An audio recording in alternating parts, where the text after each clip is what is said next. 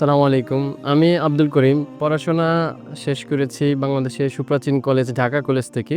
ইংরেজিতে অনার্স এবং মাস্টার্স শেষ করেছি। তো এই মুহূর্তে আমি বেকার জীবনযাপন করছি।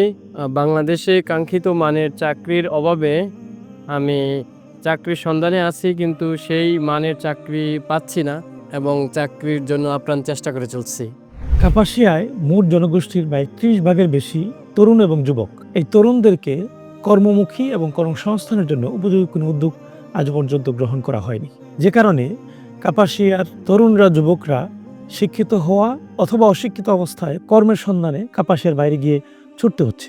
দুঃখজনক হলেও সত্য, কাপাসিয়ার পার্শ্ববর্তী উপজেলা শ্রীপুর, পার্শ্ববর্তী উপজেলা কালীগঞ্জ, এমনকি আরও নিচু উপজেলা যেগুলো দূরবর্তী উপজেলা, সেগুলোতেও শিল্প প্রতিষ্ঠান গড়ে উঠেছে পরিকল্পিতভাবে। কিন্তু কাপাসিয়া শিল্পবিহীন রয়ে গিয়েছে, যে কারণে কর্মসংস্থানের সুযোগ তৈরি হয়নি।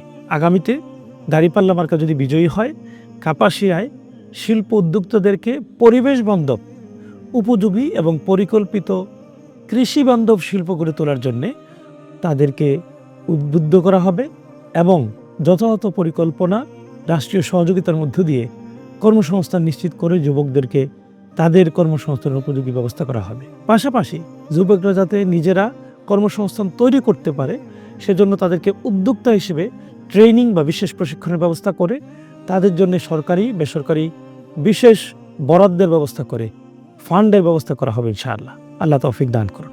একটি নতুন কাপাসিয়ার জন্য সালাহুদ্দিন আইয়ুবীকে ভোট দিন দাঁড়িপাল্লা মার্কায়।